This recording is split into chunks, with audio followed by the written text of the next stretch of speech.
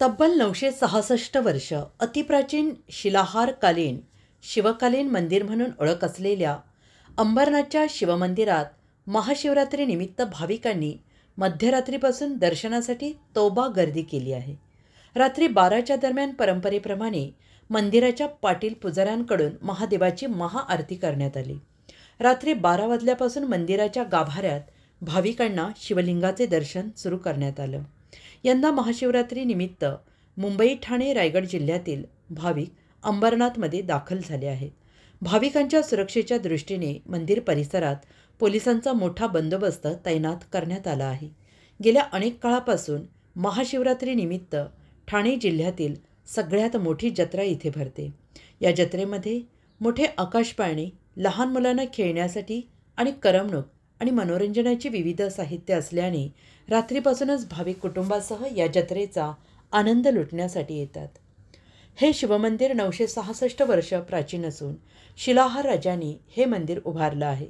यंदा महाशिवरात्रीच्या दिवशी 7 लाख भाविक दर्शनासाठी येतील असा अंदाज वर्तवला जातोय। शिवाय मंदिराच्या शिल्पाची झीज होत असल्याने पुरातत्व खात्याने दुग्धाभिषेक करणे, नारळ फोडणे या संदर्भात देवालयात निर्बंध घालून दिले आहेत। सर्वप्रथम सर्व भाविकांना महाशिवरात्रीच्या खूप खूप शुभेच्छा। शहरातील सर्व नागरिकांना खूप या देशातील सर्व नागरिकांना महाशिवरात्रीच्या खूप खूप शुभेच्छा। यावर्षी प्राचीन शिवमंदिर अंबरनाथ इथे पुजारी परिवार आणि सर्व पोलीस बंदोबस्त आणि नगरपालिका यांनी तिघांनी खूप व्यवस्था केलेली आहे। येणाऱ्या भाविकांसाठी दर्शनाची रांग व्यवस्थित आहे आणि प्रसादाची व्यवस्था आहे। फक्त आपण या आणि रांगेतून दर्शन घ्या। तुम्हाला सगळ्या रांगेत जिथपर्यंत तुम्ही असाल तिथपर्यंत पुजारी, नगरपालिका आणि पोलीस बंदोबस्त सगळं आहे। तुम्ही आरामात दर्शन घेऊ शकता। जास्तीत जास्त 2 ते 3 तासात तुमचं दर्शन होईल। फक्त प्रत्येकाने लाईनीत या आणि आपलं दर्शन घ्या। हर हर महादेव। ठाणे जिल्ह्यातून पूर्ण यात्रेत फिरायला आणि दर्शनाला कमीत कमी 7 लाख लोक येतील। काही लोक इकडे दर्शनाला येतात, काही यात्रा फिरून निघून जातात। आमच्या पुजाऱ्यांतर्फे इकडे त्यांना प्रसादाची व्यवस्था केलेली आहे, चहा पाण्याची व्यवस्था, पाण्याची व्यवस्था केलेली आहे आणि इकडे भंडाराही चालू आहे लोकांसाठी। त्याप्रमाणे सगळे पुजाऱ्यांनी व्यवस्था केलेली आहे।